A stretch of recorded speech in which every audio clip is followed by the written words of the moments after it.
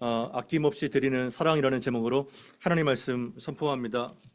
1년의 그 흐름들을 보게 되면 우리가 지난 긴 시간 동안 마태복음 24장, 25장을 통해서 종말이 나타날 세상 징조와 또 심판에 대해서 살펴봤는데요. 이제는 마태복음 26장부터 27, 28 굉장히 템포가 빨라지게 됩니다. 감남산 강화라는 올리브 디스커스가 이제 종결을 하게 되고 오늘부터 시작되는 26장부터 28장까지가 클라이막스예요. 예수 그리스도의 순환과 부활이 이제 다뤄지게 됩니다. 그런데 이 본문의 구조가 너무 재미있어요. 잠깐 한번 개괄을 보게 되면 1절부터 16절까지죠. 그런 2절부터 5절까지가 예수를 죽이려는 논의가 있습니다. 종교 지도자들이 어떻게 하면 흉계로 예수를 잡아 죽일까 그걸 논의하고 있어요.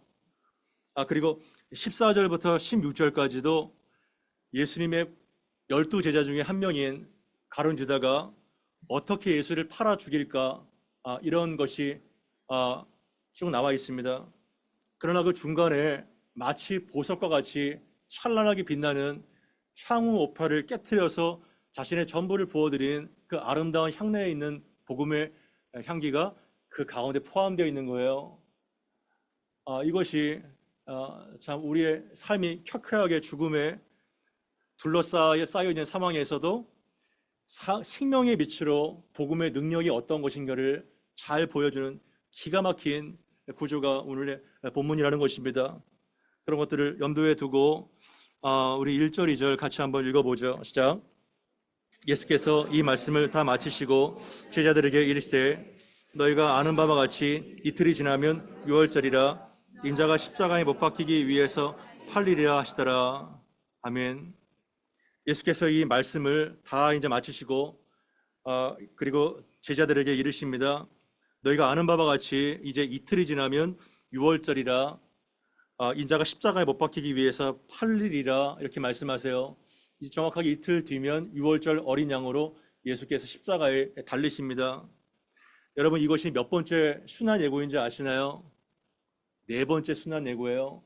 끊임없이 제자들에게 인포하십니다. 내가 죽을 것이다. 내가 죽을 것이다. 계속 얘기를 하지만 제자들은 거의 귀머거리예요. 알아듣지를 못합니다. 오히려 자신이 이제 권세를 잡을 이런 꿍꿍이 속만 깨고 있죠. 그러한 급박한 정황 속에서 종교 지도자들은 3절부터 5절까지를 보게 되면 대제사장들과 백성의 장로들이 가야바라는 대제사장의 관정에 모여서 예수를 어떻게 하면 잡아 죽일까 면밀한 의논이 있습니다. 이 기가 막힌 상황을 우리가 알아둬야 되는 거예요. 그러면서 어떻게 얘기합니까? 밀란이 일어날까 두려우니까 누구를 두려워하고 있어요? 사람들의 소유를 두려워하는 거예요. 누가요? 대제사장과 종교 지도자들이 하나님을 가장 예배하고 생명을 사랑해야 될 그들이 하나님의 아들을 어떻게 하면 죽일까 그거를 논의하고 있어요. 기가 막힌 역설인 것입니다. 그래서 그들은 밀란이 제일 두려운 거예요. 왜냐하면 밀란이 일어나게 되면 이제 대제사장도 그리고 종교 기독교층도 다 쫓겨나게 되기 때문에 우리가 그 명절 때만은 하지 말자 이렇게 논의를 합니다.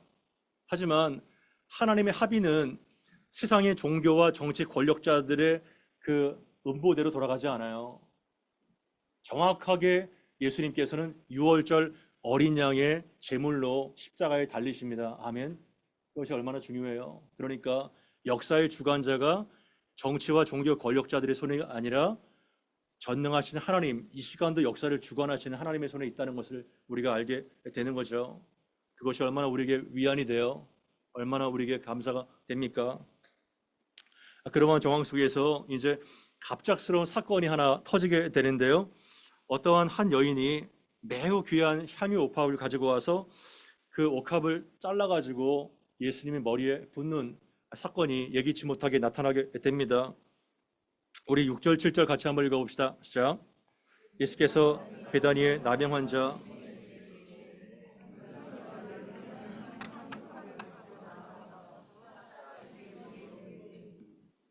여기까지요. 이게 얼마나 중요한 장면인지 굉장히 복음서 거의 누가복음만 빼고 누가복음은 이제 조금 그 앞전에 있죠. 전체가 다 기록을 하고 있는데요. 배단이 나병 환자 시몬의 집이라고 말씀하고 있는 거예요. 돌아가시기 이틀 전인데 누구와 교제하고 있어요? 나병 환자 시몬의 집에서 식탁의 교제를 나누고 있어요. 물론 이 시몬은 나병이 그리스도의 능력으로 치료됐다고 봐요. 여전히 나병에 있지는 않죠. 나병이 있다면 가지 않았겠죠. 그런데 나병 환자 시몬의 집에서 이렇게 저녁 식사를 하시는 중에 갑작스러운 사건이 발생돼요. 어떠한 한 여인이 갑작스럽게 남자들이 식사하는 곳에 들어와 가지고 가장 귀한 향유 옥합을 이렇게 목이 좁고 이렇게 돼 있는데 그거를 깨트려서 예수님의 머리에 부어버리는 거예요.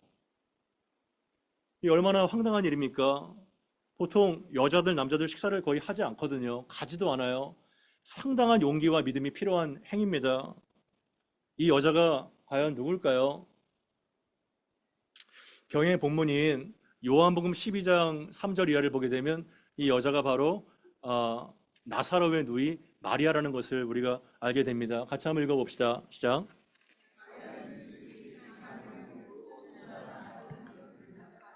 예수의 발에 붙고 자기 머리털로 그의 발을 닦으니 향유 냄새가 집에 가득하더라. 제자 중 하나로서 예수를 잡아줄 가룟 유다가 말하되 이 향유를 어찌하여 300데나리온에 팔아 가난한 자들에게 주지 아니하였느냐 하니 이렇게 말함은 가난한 자들을 생각함이 아니요 그는 도둑이라 돈깨를 맞고 거기 넣는 것을 훔쳐가미로라. 아멘. 여기에 보니까 마리아가 나오네요. 나사로를 그 죽음 가운데 살리셨잖아요. 자기의 오빠를 살리신 그 예수님의 사랑이 너무나 고마워서 지극히 비싼 향유, 정말 어떻게 보면은 한평생 시집 가려고 모아놨던 그거를요 다 부어지게 돼서 조금 전까지만 해도 죽음의 냄새가 진동하던 나사로의 집이 이런 생명과 그리스도의 향기로 가득하게 됩니다. 예배드리는 저희 은혜교회 공동체도 이런 생명의 향기가 언제든지 흘러나오면 참 좋겠어요. 그런데 마침 제자 중에 하나가 예수를 잡아줄 가룟 유다가 말하죠. 이 마태복음은 제자들 전체가 분개했다고 돼 있지만 이 요한은 이제 가룟 유다의 포커스를 맞춰요. 왜냐하면 이 사람이 거의 그렇게 했거든요. 어찌하여 300데나리온에 팔아서 가난한 자들에게 주지 아니하였느냐. 여러분, 요런 딱 제품이 딱 눈에 띄는 건요 엄청난 감각이에요. 저거 딱 얼마다? 저거 300데나리온. 0.1초 차이 저거 딱. 저 가방 저거. 저 옷 저거. 딱 보면 딱 알잖아요. 그죠? 300데나리온. 여러분 300데나리온 어떠한 가치인지 아세요? 노동자 1년치 연봉이 1년치요. 어마어마합니다. 1년치 연봉을요. 그냥 계산 없이 다 부어버린 거예요. 이거는 두 가지 의미가 있어요. 왜냐하면 장례가 이제 이틀밖에 안 남았잖아요. 예수 그리스도의 장례식을 유일하게 안 여인이 이 여인밖에 없는 거예요. 제자들도 몰라요. 제자들은 다 한 자리 차지한 그것만 관심을 갖고 있죠. 그리고 또 기름 부음은 누구한테 임하죠? 왕과 제사장과 선지자들에게 임하는데요. 예수 그리스도의 메시아적 가치를 이 마리아는 알아보게 된 거예요. 두 가지. 그러니까 장례식과 왕의 대관식이 한꺼번에 일어난 사건인 거예요. 그러니까 그 서퍼링 메사이아, 그 메시아는요 너무 이상한 메시아인 거예요. 통치하고 군림하는 메시아가 아니라 고통당해서 죽으러 오신 메시아, 이렇게 얘기를 하고 되는 겁니다. 그래서 이러한 흐름들을 우리가 알고 이 본문을 보게 되면 더 의미가 살아나게 되는 거죠. 여러분들은 언제 감동을 받으시나요? 사람이 감동을 받잖아요. 언제 감동을 받으세요? 감동을 별로 안 받으실 수 있겠지만 정서가 메마른 시기인데 보통 사람은 정말 예상치 못한 그러한 순전한 동기와 자신에 대한 존중과 사랑으로 어떠한 섬김을 받을 때 깊은 감동을 받아요. 그리고 그 감동은 평생 남습니다. 아낌없이 부어지는 순수한 사랑, 계산되지 않는, 조작되지 않은 그러한 꾸밈이 없는 사랑에 사람은 감동을 받게 되는 거예요. 어른이 되어 간다는 것을 여러 가지로 설명할 수 있겠지만 계산하지 않는 것이다, 이렇게 해석될 수가 있어요. 어린아이들은 그냥 주잖아요. 이렇게 야, 먹어, 형 먹어, 이렇게. 어린아이들은 계산하지 않죠. 순전한 신앙이 이제 감동적인 향기로 나타나게 되는 거예요. 그런데 너무나도 재밌는 게요, 그 제자들의 반응이에요. 우리 8절 9절 같이 한번 읽어봅시다. 시작. 제자들이 보고 분개하여 이르되 무슨 의도로 이것을 허비하느냐, 이것을 비싼 값에 팔아 가난한 자들에게 줄 수 있었겠도다 하거늘. 예. 그리고 또 병행 구절인 마가복음 14장 5절부터 8절까지도 같이 한번 읽어봅시다. 시작. 미묘한 차이가 있어요. 시작. 이 향유를 300데나리온 이상에 팔아 이 여자를 책망하는지라. 예수께서 이르시되 가만두어라. 너희가 어찌하여 그를 괴롭게 하느냐. 그가 내게 좋은 일을 하였느니라. 가난한 자들은 항상 너희와 함께 있으니 아무 때라도 원하는 대로 도울 수 있겠지만 나는 너희와 항상 함께 있지 아니하리라. 그는 힘을 다하여 내 몸에 향유를 부어 내 장례를 미리 준비하였느니라. 아멘. 예, 힘을 다해서 내 몸에 향유를 부어서 내 장례를 준비했다는 거예요. 우리의 헌신과 우리의 선행이라고 생각하는 그것조차도 한번 잘 보세요. 우리는 굉장히 사실 생각보다 악한 죄인들이에요. 우리는 굉장히 계산적입니다. 우리는 굉장히 셈법에 빨라요. 나도 모르게 세상의 광고, 세상의 가치관이 이미 다 오골개처럼요 배어 있어요. 오골개는 뼛속까지 검잖아요. 자본적 가치가 찌들어 있는 거예요. 그래서 사실은 가룟 유다가 다른 사람이 아니라 내 안에 가룟 유다가 있는 겁니다. 인정하셔야 되는 거예요. 그 인정을 할 때 회개가 터져 나오죠. 제자들이 왜 분개했을까요? 한번 분개하는 이유를 한번 들어봅시다. 여러분들은 어떨 때 화가 나요? 어떨 때 그냥 뚜껑이 확 열려지나요? 만약에 이 300대라는 1년치 연봉을 가룟 유다에게 줬다고 합시다. 그래도 분개했을까요? 그러니까 우리의 판단은요 공정하지가 않아요. 우리의 판단은 공정하지가 않습니다. 오직 공평하신 하나님께서 판단을 내리시는 거죠. 그리고 마리아는요 너무 고마운 거예요. 예수님이 사랑스러운 거예요. 하나님이 그 마음을 아시잖아요. 그래서 다 부어지지만 사실은 그것이 너무나도 모자란 거예요. 다 부어드리고 싶은데 3만 데나리온 30만 데나리온 다 부어드리고 싶은데 300데나리온밖에 없는 거예요. 여러분들은 힘을 다해서 하나님을 사랑하나요? 힘을 다해서. 그것이 중요한 거예요. 마음과 목숨과 힘을 다해서. 오늘 맥주절이잖아요. 맥주절. 감사를 표현하는 거잖아요. 근데 우리가 이미 자본적 가치가 이렇게 찌들어 있기 때문에 아하 이렇게 또 되는 거예요.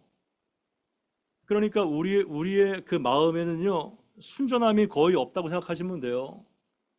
그런데 이 마리아를 보세요. 거의 돌아가시기 이틀 전에 마리아를 딱 드러내세요. 그리고 마태는 이 여인의 이름을 일부러 거명을 안 해요. 요한하고 다르게. 왜 그냥 한 여인이라 했을까요? 거기에 내 이름이 들어가기를 원하시는 거예요. 여기 보세요. 얼핏 보면은 가룟 유다가 맞죠. 왜 그거를 가난한 자에게 주지 않았느냐. 굉장히 합리적이고 선하고 그리고 사회적 정의가 있는 그러한 사람 같아요. 그런데 두 관점이 나눠집니다. 제자들과 특히 가룟 유다의 가치관은 낭비예요. 허비입니다. 완전히. What a waste! 얼마나 이게 낭비인가. 분개를 합니다. 뚜껑이 열려요. 그런데 이쪽 마리아 편에 보게 되면 굉장히 순전한 계산되지 않는 그냥 사랑이고 허비거든요. 허비거든요. 사랑의 허비거든요. 이쪽은 그냥 what a waste지만 사랑의 허비인 거예요. 겉으로는 같이 보이겠지만 여러분, 누구의 말과 행동이 맞나요? 우리는 살면서 이런 거를 너무 많이 당해요. 똑같은 사건을 두고 사건을 바라보는 관점에 따라서 해석과 관점이 너무 다른 거예요. 평가가 완전히 천지 차이입니다. 그래서 일각에서 보면은 칭찬과 감사와 헌신인데 또 일각에서 보게 되면 낭비와 분노와 모욕과 책망이에요. 여러분, 누가 맞아요? 누가 맞는 거예요? 그런 거 우리가 헷갈리는 거예요. 역사적인 관점도 너무 다릅니다. 사관에 따라서 어떠한 사관으로 그 역사를 평가하느냐에 따라서 다 달라요. 죄송한 얘기지만 박정희 대통령을 어떻게 생각하시나요? 얘기하지 마세요. 산업화의 관점으로 그분을 보게 되면 굉장히 영웅인 거예요. 민주화의 관점으로 보면 어떻게 될까요? 아픔이 있죠. 한 인물의 평가도 이렇게 다른 거예요. 그리고 저희 일본 교토 정말 많은 방문과 또 하나님의 은혜가 있었는데요. 예, 그래도 감사한 게 교토팀이 한 분도 조는 분이 없네요. 어제 엄청 늦게 도착했거든요. 너무 감사한데. 예. 신기한 게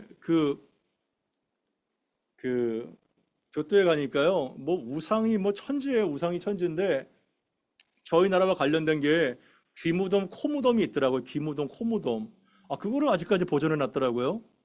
도요토미 히데요시가 전국을 통일하면서 이제 조선을 공략하잖아요. 사람의 머리를 갖고 오면 부피가 크니까 귀 하나, 코 하나를 잘라가지고 이제 소금에 절여가지고 그거를 갖고 오는 거예요. 그러면서 자신의 전성을 높이는 거죠. 그 귀무덤, 코무덤이 이제 있어요. 이렇게.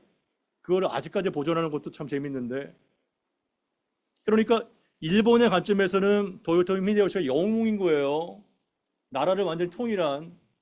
그러나 한국의 관점에서는 수치와 모욕인 거죠. 관점에 따라 다른 거예요. 그러니까 유다의 말을 들어보면 가난한 자를 엄청 위하는 것 같아요. 엄청 화려와 언어적인 수사력과 이런 것들로 사람을 홀리죠. 혹시 우리는 안 그런가요? 겉으로는 엄청난 명분을 내세워요. 명분. 그럴듯한 명분을 내세우지만 속내는 자기의 이익과 권력을 탐내는 이런 탐욕과 위선의 가룟 유다는 아닌지 우리가 돌아봐야 되는 것입니다. 그런데 예수님이 이 찰나에서 너무 멋져요. 너무 멋지게 교통정리를 해주세요.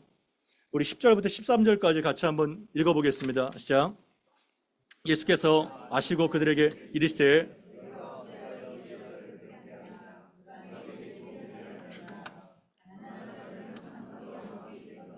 나는 항상 함께 있지 아니하니라. 이 여자가 내 몸에 향유를 부은 것은 내 장례를 위하여 함이라.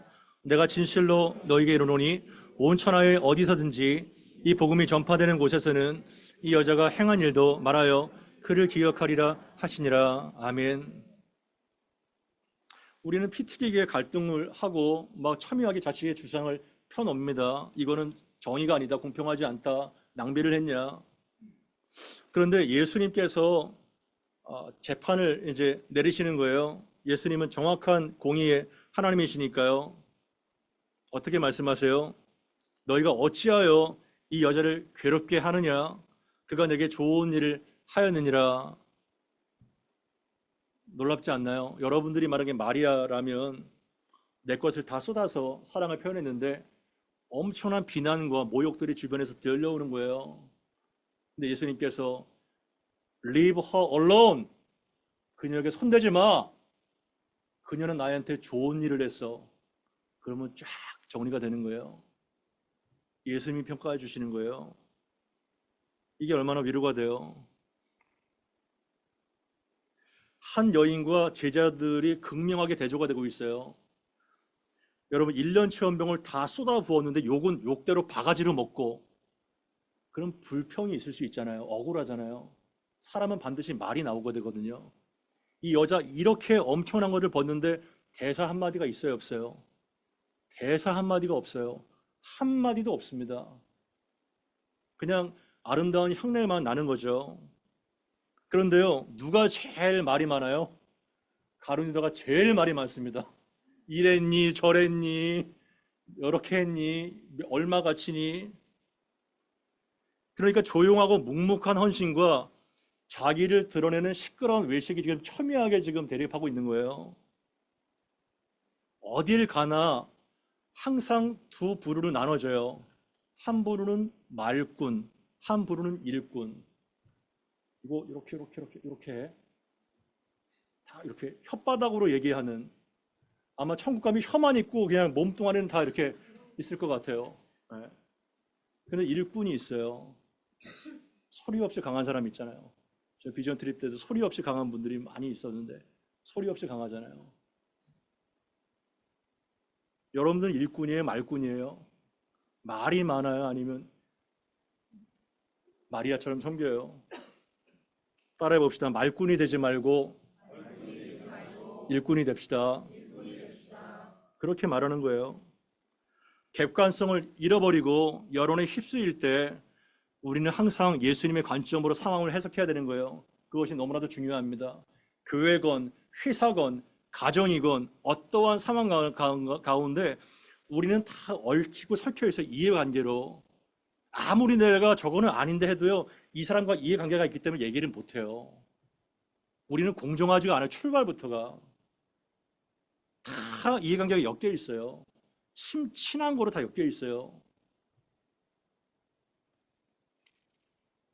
그럴 때 우리는 예수님의 관점으로 해석하려고 애를 써야 되는 거예요. 얼마나 멋있어요, 예수님. 너 가만둬. 건들지 마, 이 여자. 나한테 좋은 일을 했어. 아니, 예수님이 자신한테 좋은 일을 했다는데 누가 뭐라 그래요? 예수님이 그렇다는데. 그러니까 이거를 봤을 때요, 예수님은 3년 동안 제자들에게 엄청난 것을 쏟아부어 주셨어요. 그런데 제자들 중에서 단 한 명도 예수님의 죽음을 준비하지도 않고 알지도 못해요. 심지어 팔아 죽이려고 하잖아요, 자기의 스승을요, 메시아를. 오직 이 여자만 예수님의 죽음을 진지하게 받아들이고 죽음을 준비했던 유일한 사람인 거예요, 유일한 사람. 그러면서 예수님이 얼마나 그 여자를 사랑했는지, 얼마나 러블리하게 보셨는지, 복음이 전파되는 때마다 이 복음이 전파되는 모든 곳에서 이 여자가 행한 일도 함께 말하여 그녀를 기억하라, 이렇게 명령하십니다. 이 얼마나 엄청난 일인 거예요. 열방 가운데 이 마리아의 향유 5컵의 향내가 지금도 진동하고 있는 거예요. 그래서 한번 여쭤볼게요. 여러분들이 진실하게, 성실하게 어떠한 헌신과 봉사를 하잖아요. 섬기잖아요. 그것이 그대로 다 보상과 인정으로 돌아오나요? 어때요? 돌아오죠? 그죠? 100을 다 드리면 그것이 다 100이 아니라 한 150으로 돌아오죠? 살아보니까요, 엄청나게 진실하게 성실하게 살아도요, 보상과 인정은커녕 왜곡, 비틀림, 그리고 시기, 질투, 그리고 비아냥, 야, 너만 잘났냐? 네 파트 굵다, 이렇게 얘기를 해요. 그래서 대부분의 사람들이 다 그냥 포기해 버리는 거예요. 사람이 그렇게 약해요. 그 엄청난 보석과 같이 빛나는 거기에 예수를 다 죽이려는 사람이 가득하잖아요. 예수를 죽이려는. 그것이 우리의 현실인 거예요. 그러나 사람들이 나의 진심과 헌신을 알아주지도 않고 알아주기는커녕 오히려 비난과 왜곡을 해도요, 휘둘리거나 낙심하지 마시기를 바랍니다. 아멘. 그게 중요한 거예요. 휘둘리거나 낙심하지 말아요. 왜냐하면 예수께서 이미 다 보시고 아시고 칭찬해 주신다고 말씀해 주셨기 때문입니다. 고린도전서 4장 3절 이하를 같이 한번 읽어봅시다. 고린도전서 4장 3절 이하입니다. 같이 한번 읽습니다. 시작.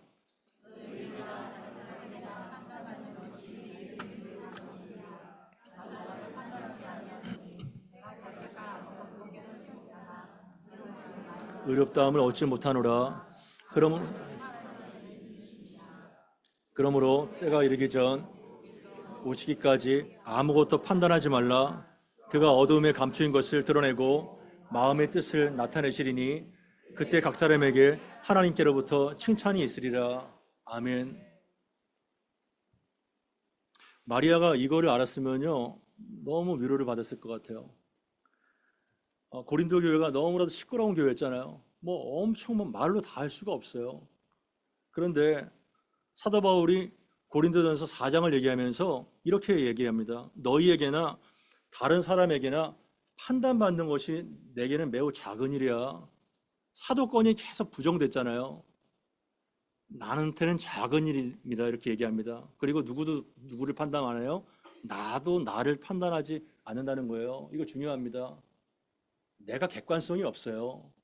왜냐하면 사람은 자기에겐 굉장히 유하거든요. 그래서 우리는 누구에 의해서 판단받는 것, 과도하게 생각하지 않는가, 이거를 절제를 해야 합니다. 생각의 절제가 필요한 거예요. 제가 목회를 하다 보니까 너무나도 안타까운 게 오늘 온세대 예배 때 복 있는 사람이 누군가를 얘기했거든요. 아시잖아요. 하나님의 말씀을 주야로 묵상하는 자다. 그런데요, 대부분의 성도들이 하나님의 말씀 묵상하지 않아요. 뭘 묵상하는지 아세요? 여러분의 머릿속을 떠오르면 돼요. 다른 사람의 말을 계속 묵상합니다. 나에게 상처 준 말, 나를 괴롭힌 말, 나에게 억울한 말, 그거를 계속 묵상해요. 하나님의 말씀을 묵상하세요. 아멘. 하나님의 말씀을 묵상하세요, 여러분. 그게 복 있는 사람입니다. 내게 상처 준 말, 나를 무시한 말, 나를 해코지한 말, 그거를 계속 묵상합니다. 자기를 죽이는 거예요. 자기를 죽이는 거. 사도 바울은요, 나도 나를 판단하지 않는다는 거예요. 나도 나를 판단 안 해. 그리고 너희들이 나를 판단하지, 그거 되게 작은 일이야. 아무것도 아니야. 그리고 내가 자책할 아무것도 깨닫지 못하지만 내가 자책할 것이 아무것도 없어도 그것이 나를 의롭게 하지 못해. 이렇게 말하는 거예요. 그래서 때가 이르기 전에 주께서 재림하실 때까지 어떻게 하는 거예요? 아무도 판단하지 말라는 거예요. 아무도. 이거는 그냥 문해아처럼 그냥 살라는 말이 절대 아닌 거예요. 판단이 되죠. 바로 판단이 되는데 바로. 이거는 무슨 말이냐면 내가 하나님의 자리에서 심판자로서 저 사람을 정죄하지 말라는 얘기예요. 우리 틀릴 수 있으니까. 왜냐하면 반드시 하나님께서 어둠에 감추인 것들을 들춰내시고 마음의 숨은 동기를 나타내셔서 그 예수의 재림의 때에 각 사람에게 하나님께로부터 뭐가 있어요? 칭찬이 있다는 거예요. 할렐루야. 잘했다 착하고 충성된 종아. 네가 사람들의 마음에 흔들리지 않고 내 길을 걸어왔지. 나의 즐거움에 참여할지어다. 이렇게 되는 거예요. 여러분들은 하나님의 말씀을 묵상하기를 바랍니다. 그게 진짜 중요한 거예요. 그게 복된 사람인 거예요.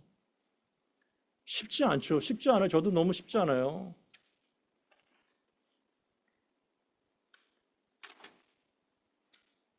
그래서 악한 죄인들은 선을 악으로 빛을 어둠으로 바꿔요. 살짝 바꿔치기 합니다. 그래서 예수님을 죽이려 하는데, 그러나 예수님의 평가와 사랑이 얼마나 더 중요하다는 것을 우리가 알아야 되는 거예요. 디모데후서 3장 12절을 보게 되면 무릇 그리스도 예수 안에서 경건하게 살고자 하는 자는 박해를 받으리라. 너무 이상하지 않아요? 그리스도 예수 안에서 경건하게 살고자 하는데 왜 박해를 받아요? 칭찬을 받아야 되지. 로이드 존스 목사님께서 영적 침체라는 책에서 이러한 말씀을 쓰셨어요. 굉장히 위로가 됩니다. 그분께서 어떻게 말씀하셨냐면 우리의 삶이 그리스도께로 가까이 갈수록 세상으로부터 비난과 공격을 받는데요. 너무 이상하지 않아요? 아니 예수님을 따라서 닮아가는데 왜 세상으로부터 비난과 공격을 받아요? 그러면서 예수님을 바라보래요.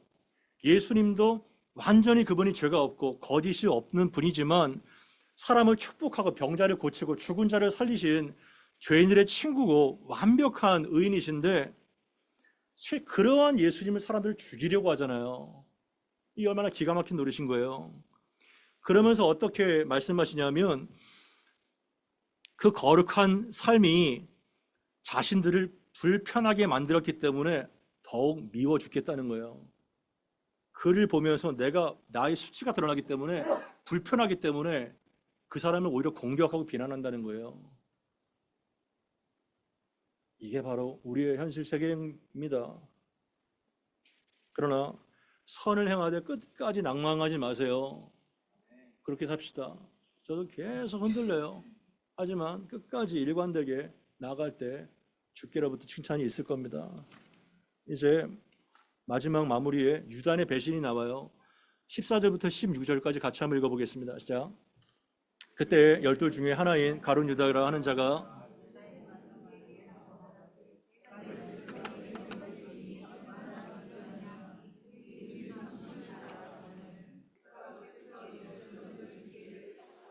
아멘. 가룟 유다도 이렇게 예수님께서 말씀하실 자리가 있었을까요? 없었을까요? 당연히 있었죠.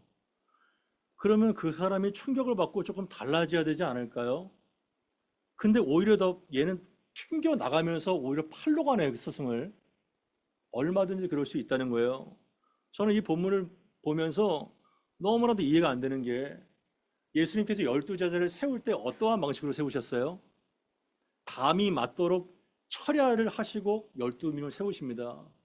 그 전능전지하신 분께서. 아니 그러면은 이 12명이 완전히 그냥 뭐랄까요? 어벤져스처럼 다 악당들을 물리치고 그냥 일당 천백을 하는 사람이 돼야 되는 거 아니에요? 최소한 배신자는 안 나올 거 아니에요? 전지하시긴 분이기 때문에. 근데 왜 참 너무나도 아이러니컬하도 왜 그 12 중에서 그리고 예수를 파는 배신자가 왜 나오냐고요? 이해가 되세요, 여러분요? 여러분 같으면은 이렇게 12제자 한 명에서 배신자가 뽑을 것 같아요. 심지어 가룟 유다는 3년 동안 돌아다니면서 천국의 비밀은 다 알게 되었고, 그리고 둘씩 파송될 때 귀신을 쫓아내고 권능을 행하고 완전히 그냥 하나님의 나라를 했던 그러한 위대하게 보이는 예수의 열대 제자였었던 거예요. 배신당해 보신 적 있어요? 배신. 인간의 고통이 여러 가지 종류예요. 수천만 가지일 거예요, 인간의 고통이. 여기 뭐 하나 찔러도 아프니까. 가장 감당하기가 힘든 게 배신인 거예요. 그것도 가장 가까이 있는 사람에게. 등어리에 그냥 도끼를 찍는 거예요, 등어리에다가. 한번 질문할게요. 예수님이 왜 가룟 유다 전지하신데 가룟 유다 이게 우리에게 어떠한 교훈을 줄까요? 어떠한 교훈을 줄까요? 가장 큰 쓰라린 상처인 거예요. 그런데 예수님께서는 인간이 당할 수 있는 모든 고통의 총량을 다 그분께서 체휼하신 거예요. 십자가로. 완전히 인간이 당할 수 있는 모든 고통을 예수님이 다 경험하셔서 우리의 죄와 그 무거운 사망 권세를 싸짐을 들고 죽으신 거예요. 대신해서. 그렇다면 그분이 죽기만 하는 것이 아니라 어떻게 됐어요? 부활하셨잖아요. 그러면 어떻게 해석이 되냐면 우리가 인생에서 당할 수 있는 어떠한 고통과 어떠한 배신도 당할 수 있는 것을 알으라 이렇게 말씀하신 것뿐만 아니라 그 고통을 부활의 권능으로 이겨낼 수 있다는 거예요. 할렐루야. 이겨낼 수 있다는 거예요. 예수님이 이미 그 모든 고통을 체휼하셨기 때문에. 그래서 나는 이러한 상처를 받았어. 이러한 배신을 당했어. 당신은 내가 아니니까 모르지. 이렇게 말할 수 있어요. 모르죠. 어떻게 인간이 다 모든 고통을 경험할 수 있어요. 하지만 예수님은 다 경험하셨다는 거예요. 극복할 수 있다는 거예요. 누가복음 22장 3절과 요한복음 13장 2절을 같이 한번 읽어보겠습니다. 같이 한번 읽어보시죠. 시작. 12 중에 하나인 가룟이라는 부르는 유다에게 요한복음 13장 2절입니다. 시작.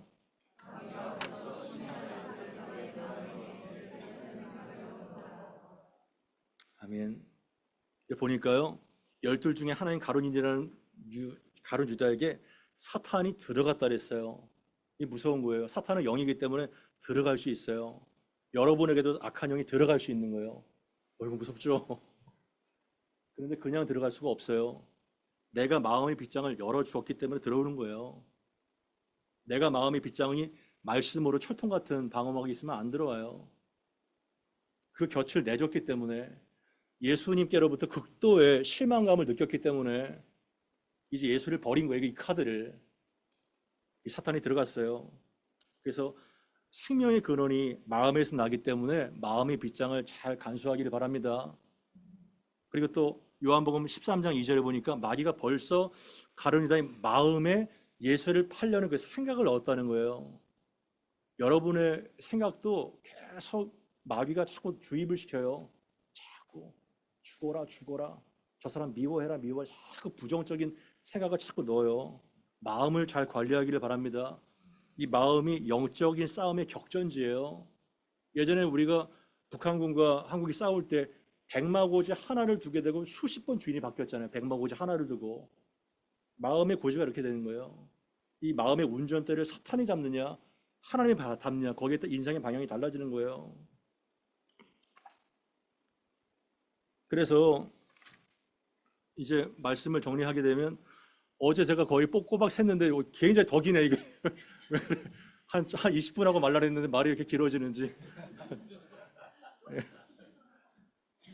결국은 가치관 차이예요. 가치관 차이. 마리아의 가치관과 가룟 유다의 가치관 차이. 이 가룟 유다는 제가 보니까 돼지인 거예요. 돼지. 그 동물농장에 나오는 그 영악한 돼지 있잖아요. 영악한 돼지. 돼지에게는요 진주를 던져줄 필요가 없어요. 진주의 가치를 모르기 때문에. 진주 던져봐야 기분 나빠요. 돼지한테.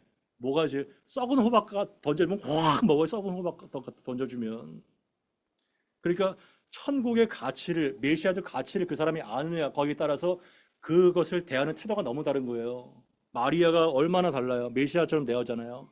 그러나 자기를 그렇게 품었던 예수님, 그냥 한 물건값 취급해요. 15절에 보니까 내가 예수를 너에게 넘겨주리니 얼마를 주려느냐, 얼마를 주려느냐. 제가 중국어 사전 보니까요, 뚜어샤오치엔 이렇게 나와 있어요. 뚜어샤오치엔. 시장에서 물건 살 때 많이 나오잖아요. 뚜어샤오치엔. 그러니까 그들이 은 30을 얘기하는데요. 은 30이 어떠한 양이냐면 소에 받쳐가지고 죽잖아요. 그죠? 한 노예값인 거예요. 노예값. 예. 그러니까 이 메시아를요, 완전히 그 가치를 모르는 돼지이기 때문에 한낱 짐승에 받쳐 죽은 노예값 정도로 생각하는 거예요. 그리고 똥시처럼 싸구려 물건으로 취급되는 거예요. 말씀을 정리할까요? 우리의 삶의 정황이요 녹록치 않습니다. 죽음으로 뒤싸여 있어요. 예. 그런데 이 암울한 현실 속에서 그 한가운데 보석처럼 빛나는 그 마리아의 아름다운 아낌없는 사랑, 너희들이 그거를 본받았으면 좋겠다, 이렇게 말씀하시는 거예요. 그것이 복음이 주는 위대한 능력인 것입니다. 사실 먼지와 같은 나를 위해서 마리아 이전에 자신의 전부를 쏟아주신 분이 누구예요? 예수님이세요. 자신의 피를 다 쏟으셔서 가장 위대한 허비를 하신 분이 바로 예수님이십니다. 그것 때문에 악한 내가 살아난 거예요. 그래서 우리도 이 말씀을 그냥 여상히 받지 않고 마리아처럼 아낌없이 후회 없이 부어주는 사랑으로 사람을 살려내고, 여러분들의 그 행동을 통해서 복음이 전파되는 것마다 아름다운 향기가 열방 가운데 퍼져나가는 복된 역사 있기를 바랍니다. 들은 말씀 기억하며 합심하여 기도합시다. 기도할 때 또 일본 땅에 뿌려진 씨앗들 열매를 맺을 수 있도록 또 함께 기도하면 좋겠습니다. 기도하겠습니다.